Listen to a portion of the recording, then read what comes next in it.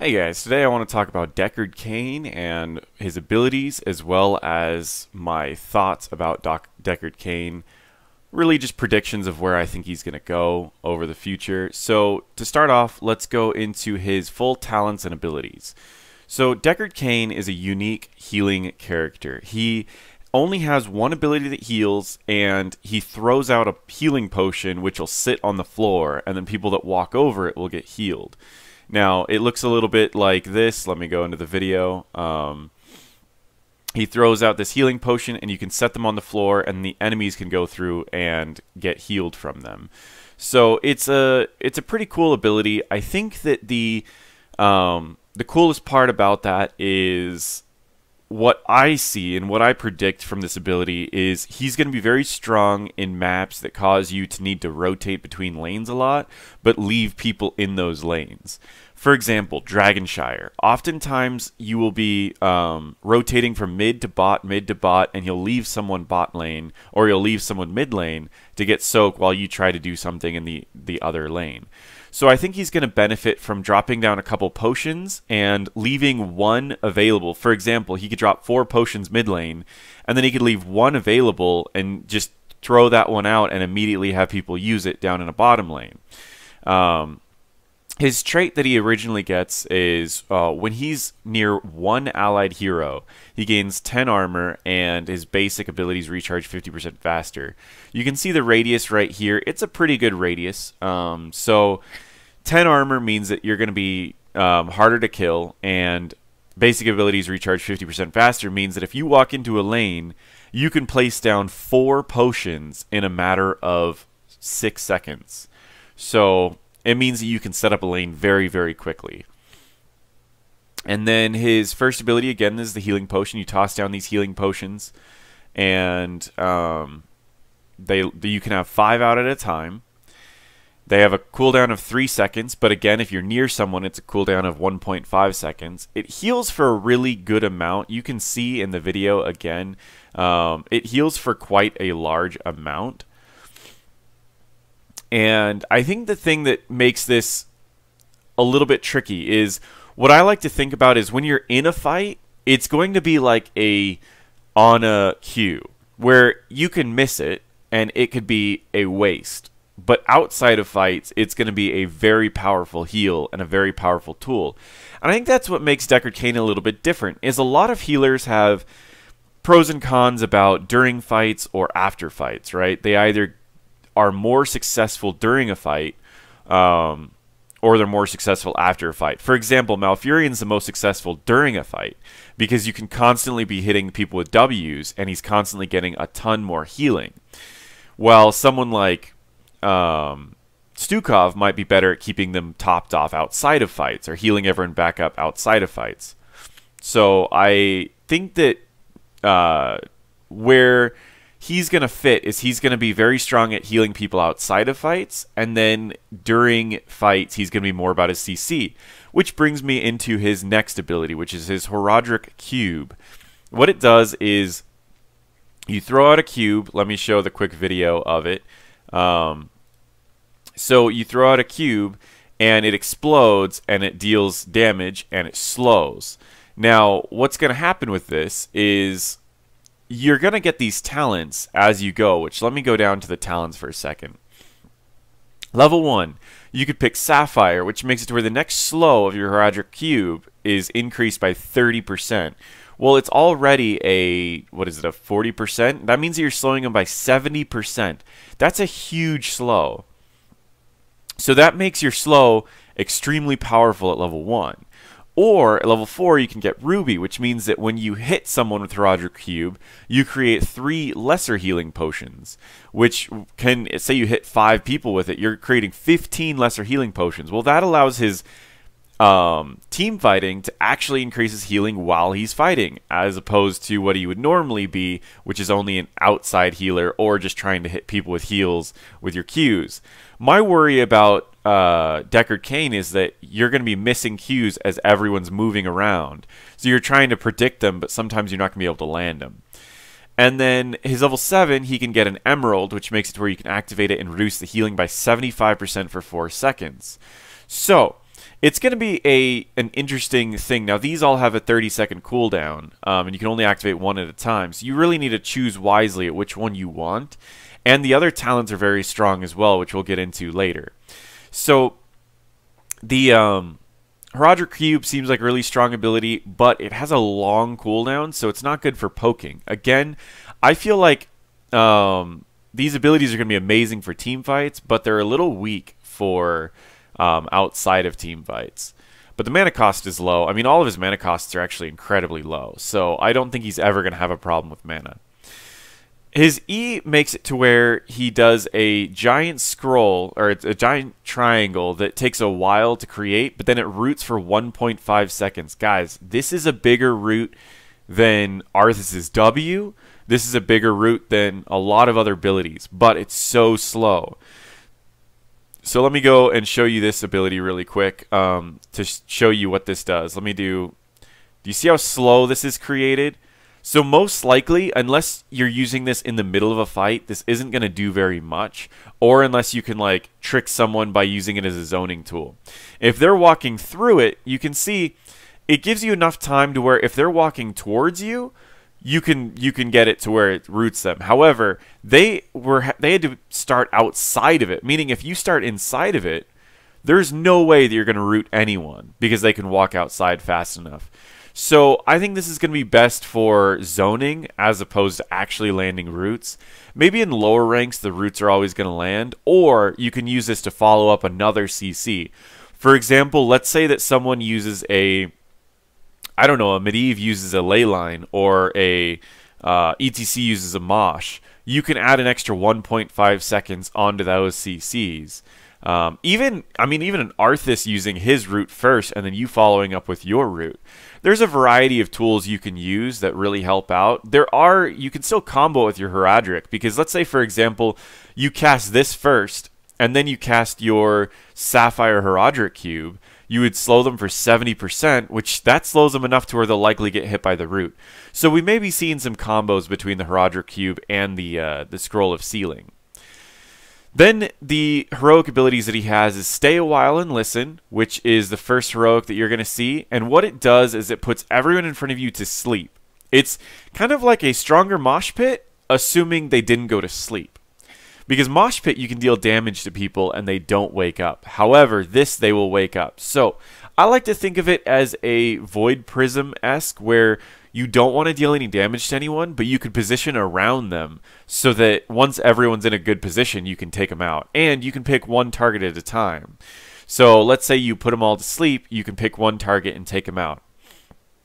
I feel that this ability is, now it's a low cooldown, it's only 60 seconds, and its mana cost is relatively low. I personally don't like the early game of it. I think that it's great to defend yourself, and I think it's great to lock down someone and maybe get a kill. However, I don't think it's the strongest of them. Until his level 20, he gets a talent that makes it to where when they wake up, they get blinded and they get silenced. So they essentially do no damage when they wake up. Now a 60-second cooldown is essentially a game-ending ability. So while I think it's an interesting ability, the fact that they keep waking up and you're still channeling for a couple seconds, because you have to channel, so if your team wakes them up, you could be screwed. Now there is a time where the channel stops and you can walk away. But it is still something that you need to be worried about, because they only sleep for about 2 seconds after you end the channel. So you definitely need to be worried. And there is a cast time before it. But it's got such a low cooldown, I do think this is going to be the picked ability in most scenarios. His next ult is called Lornado, which is just a knockback ability. It seems like the ones that spawn from the bosses on Sky Temple and Tomb of the Spider Queen, where it just pushes away the enemies. I think it's going to be great in clusters, and it's going to be great to get enemies away from you. My worry about it is that while you can aim the direction of it, I think it's not going to be that great just because you're always pushing enemies away. So I do think the other ultimate is going to be picked more often than not. But the cooldown is also very low of Lornado, so I could be wrong. It could be picked up all the time.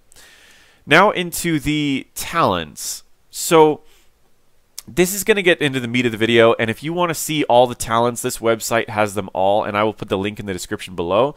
This is from Inven Global, and it was written by two people who, again, thank you very much to Nick and Tim. I really appreciate that you put this out here because it allows us to see all the talents ahead of time.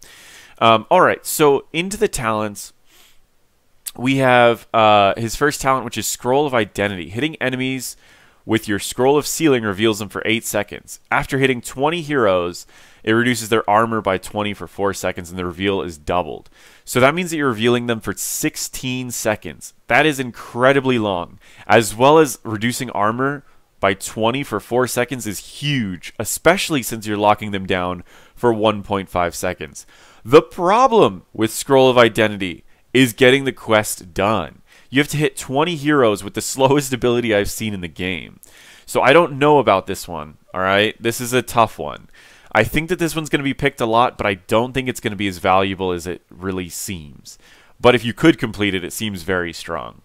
Then you have Field Study. Each enemy hero hit with Scroll of Sealing grants 15 spell power for 14 seconds, up to 30. Well, here's the thing. Again, it's requiring Scroll of Sealing to land, and it's a very tough ability. And your spell power isn't that valuable because you're going to be hitting people with W's after that, and that's not going to be that valuable. So I would say the armor is going to be more valuable than the extra spell power. The last one that I'm looking at is it increases the slow of your Horadric Cube. I think this is going to be the one that's picked because this can slow them enough to where you can land your Scroll of Sealing. And it's a strong slow by itself, so if you don't land Scroll of Sealing, this will likely lead to kills. So I personally think Sapphire is going to be picked up more than the other talents. However, I could be wrong. If you combo with someone else, you can maybe get this one completed a lot easier. Level 4, you have 2 Q talents, which are for your healing, as well as W allows you to get more healing as well. So level 4 is all a healing talent, however you'd like to heal. So the first is Potion of Shielding. It makes it to where whenever an ally is healed by a healing potion, they get healed, or they get a 135 shield for 6 seconds. We don't know if this stacks or if this is just individual. From what it seems like it would stack. However, is it good? I would say if this stacks, this could be a really interesting thing because it lasts for 6 seconds, so it could allow people to grab a couple potions and then take a couple tower hits before a dive. Also, this allows it to where when you throw Qs out during fights, you're going to have a big shield going off too. So I would say if you're good at landing the Qs during fights, this one's going to be valued a lot higher than the Rejuve Potion. Rejuve Potion adds a healing over time, and it restores mana as well. So what I would recommend for Rejuve Potion is you set a couple potions in every lane, and this allows people to essentially get an extra globe whenever they need it in lane. Then you just roam lane to lane. So I figure in maps that you're going to be roaming a lot, I think Rejuve Potion is going to be the one that's picked up. Last but not least is Ruby. You activate this and you throw out your Horadric Cube, and it makes it to where it summons 3 lesser healing potions for each enemy hit, up to 15 if you hit all the... Well, I mean, if you got a Samuro and a Rexar on the team, I guess you could be... And a Lost Vikings, you could probably get like 20 of these things out, 30 of these things. So, essentially, all of these are healing talents. I would say if you're expecting team fights, Ruby's probably going to be the best one. If you're expecting... If they're all like clumped. If they're not clumped, I would say Potion of Shielding is going to be the best for team fights. And then for long objectives, I think Rejuve Potion, giving mana to your team, is going to be extremely valuable. So, as well as a healing over time. This is going to allow you to heal up after fights the easiest. So, I definitely think level 4 is going to be one of the times where picking the talents is extremely important, and it's going to bounce around based off of the map and the situations. Level 7, Cube Mastery. These are all of your W talents, alright? Each enemy hit by Horadric Cube reduces the cooldown of Scroll of Sealing by 3 seconds. Meaning, if you are going to try to do a combo where you put out Scroll of Sealing first and then you Sapphire them slowed into the combo, you might be able to get your Scroll of Sealing back off cooldown. Which means you could do a second Scroll of Sealing. Because let's say, for example, there's 5 enemies. You toss a Scroll of Sealing in the only direction that they can run away. Then you send out a W, which slows them to lock them in there. Your Scroll of Sealing's off cooldown, so you can activate a second one, rooting them for 3 seconds in that area. I think that this Cube Mastery could be a strong combo, but it requires all 5 enemies to be in the area to get value out of it.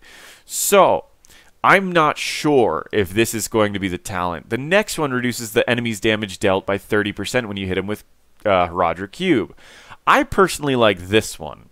We've all seen the pros using Leoric's 50% damage reduction ability and how valuable that is. It's single-handedly won games. In fact, Blaze even has a talent that can lower people's damage by 30%, and that one wins games. So to be a ranged hero and be able to land cubes that reduce damage for 4 seconds is huge. The Emerald, activated to make the next Roger Cube reduce healing by 75%, can be valuable against other healing comps, like maybe a double healer, or if you just really want to be annoying to an Alexstrasza that every time she presses her W, you toss a cube at it that reduces the healing that she does from her W. Something like that could be beneficial. However, I think the other thing about this is 75% could be cool to drop an Ancestral too. If you're going against a Rhaegar and that Ancestral is about to heal for 3,000 health, you can toss this out and make it to where it only heals for about 800 health. So there are benefits to all of these. However, I feel the most valuable is probably going to be Kanai's Cube, reducing the damage dealt. If you find that the enemies are getting clustered a lot, Cube Mastery is going to be definitely one of the stronger talents. And then if you feel that they're running double healer, Emerald. So what I'm seeing from this hero is that a lot of his talents feel like they're counter picks. There's not a lot that are build specific. They seem more about comp specific. For example, there's no build that's straight Q build, right? There's a talent for Q, there's a level for Q, there's a level for W, but it seems heavily dependent on what the enemies are playing. So I don't think there's going to be a one build for this hero. Level 10, I think there's value in both in the fact that they're both low cooldown. So while I personally don't like Lornado, I do think that it's still going to be picked because it only has a 30-second cooldown, and it's a huge zoning tool. So I think that's strong. I think Stay a While and Listen is a setup tool, so if you've got a fighting composition, it might be better for that, or if you're on a map that you just value the zoning capabilities. So I definitely think they'll both see value, but I do think Stay a While and Listen will likely be the pro pick in most scenarios because it sets up kills. Especially the level 20 talent, which I'll explain later. Level 13, these are your trait. You can activate your trait to empower allies' basic attacks for 8 seconds, causing them to deal an additional 80 damage in an area and heal for each hero hit. So it doesn't give us a cooldown on this, but this gives him another opportunity to heal people. So without knowing the cooldown, we don't know how powerful this is. I won't get into this too much, but this could be a very strong ability as it gives your team another way to heal and it gives you extra burst damage. Then you get Super Healing Potion, and if it's a healing potion isn't picked up after 2 seconds, it heals for 75% more. And again, this goes back into the first mentality of this hero, which is you go into a lane, you drop off a couple healing potions, and you walk away. Those healing potions sit there for a while and allow people to pick them up later. This also allows him to be a stronger healer in team fights that you know where the team fight's going to be. So you could place down a bunch of healing potions, and then right as the team fight's going on, you're almost like a Gazlowe healer where you're already set up for the fight, and the enemies don't want to fight because you have healing potions that are all super powerful all over the place. So it could be a really strong bait where your allies just need to walk a couple feet and they get healed but for a chunk of their health. The last one is Potion of Revival. When a healing potion is picked up, it also heals all nearby allies for 40% of the healing amount.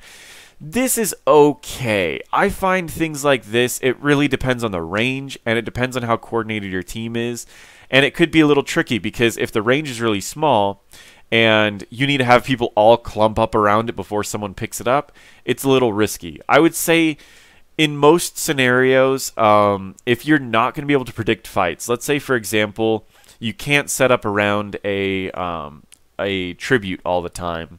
So this can work really well if you're in the type of build that needs you to be throwing out Qs during fights. I think that's going to be the only option. But will this outclass it during fights? I don't know.